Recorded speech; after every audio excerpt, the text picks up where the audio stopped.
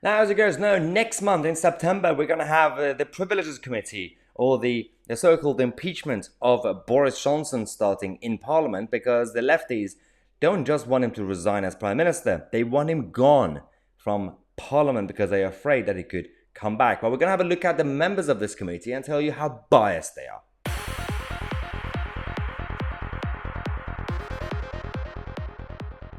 Right, I've been very critical of Boris Johnson's government, and I said, well, it gets to a point where he probably needs to go. Maybe we should have a discussion, and the Tory party needs to sort it out, get their act together. But he already said he's going to resign, and there's an election. But MPs, especially left-wing MPs in the Labour Party and all the others, get together and they think, what should we do to prevent a future comeback of Boris Johnson? Similar discussion that happened inside the Democratic Party in America. They thought, well, we need to continue the process to stop Donald Trump from coming back. He might have left about 2 years ago now when Biden came. But to stop him from coming back and really standing for election, then we should do something about this. Same problems happening. Now this thing, when you have Harriet Harman, Labour MP, being the chair of the committee, it doesn't really help. Now the allies of Boris Johnson have dismissed the investigation as a witch hunt and a constitutional travesty, pointing out the history of the anti-Boris remarks that by the 7 members of the committee. Now, some people said, well, it doesn't matter that Harriet Harman is the chair and she's Labour because we got the Tory members on the committee. Well, the Tory members who also want to get rid of Boris Johnson. It's very, very, very impartial. It's very balanced.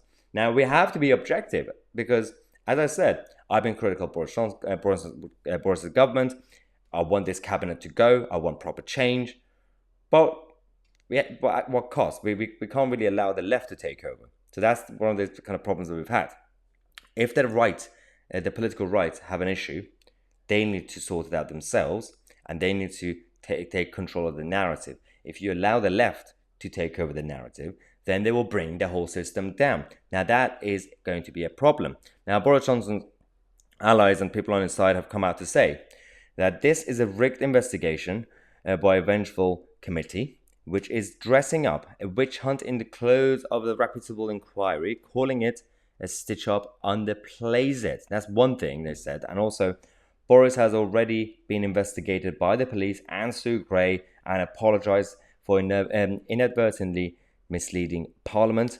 It would have been nuts for him to have done so knowingly.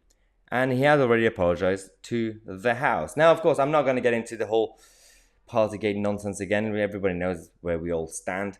The issue is no longer about that. The issue is about the investigation, the intent behind it, who is behind it, and what's going to happen. Now, let's talk about who's behind it, because Harriet Harman, who's already made up her mind, and that doesn't really help.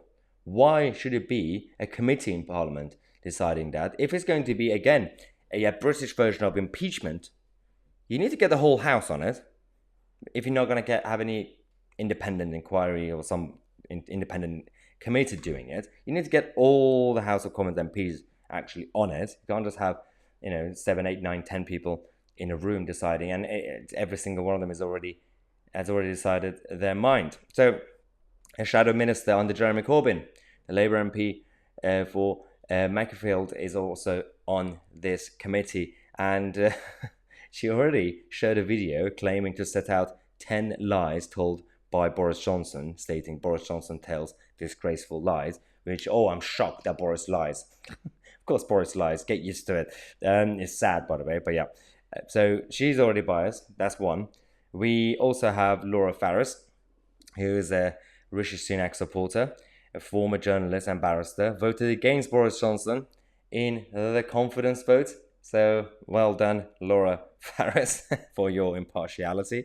Alan Dorrans as well, who is an MP for about a part of the party. You got one side, you got the Labour side, you got the SNP side, you got everybody who's decided to, this one, retweeted a statement from committee ex-chairman Chris Bryant saying that Boris has been proven to have lied and should resign. So again, Alan has already made up his mind. Then we've got Alberto Costa, yes, who was a Penny Mordaunt supporter and said that there had been a breakdown in good governance under Boris Johnson, adding that the standards must improve. Again, I kind of agree with certain comments. I get it.